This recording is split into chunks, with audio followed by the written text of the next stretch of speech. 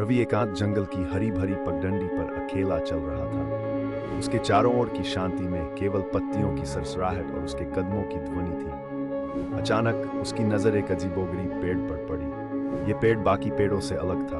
उसकी छाल पर मानो चेहरे उभर आए थे। रवि ने पास जाकर गौर से देखा। हर चेहरा एक अलग भाव प्रकट कर रहा था। कोई भयभीत, कोई करुणा से भरा, तो कोई दर्द में कराहता हुआ। उसका दिल तेजी से धड़कने लगा।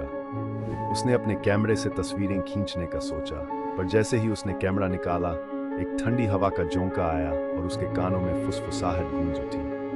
हमें बचाओ, आवाजें फुसफुसाईं। रवि के रोंगटे खड़े हो गए। वह पीछे हटने ही वाला था कि उसे महसूस हुआ कि उसकी टांगें जड़ हो गई हैं। जड़ें धीरे धीरे उसकी ओर बढ़ रही थी, उसे अपनी पकड़ में लेती जा रही थी। वह चिल्लाना चाहता था, लेकिन जैसे उसकी आवाज भी दब गई। आखिरी क्षण में उसने देखा कि उसके पैरों के पास एक चेहरा उभर रहा था, उसका अपना चेहरा। वह समझ गया कि अब वह भी इस भयानक पेड़ का हिस्सा बनने वाला है।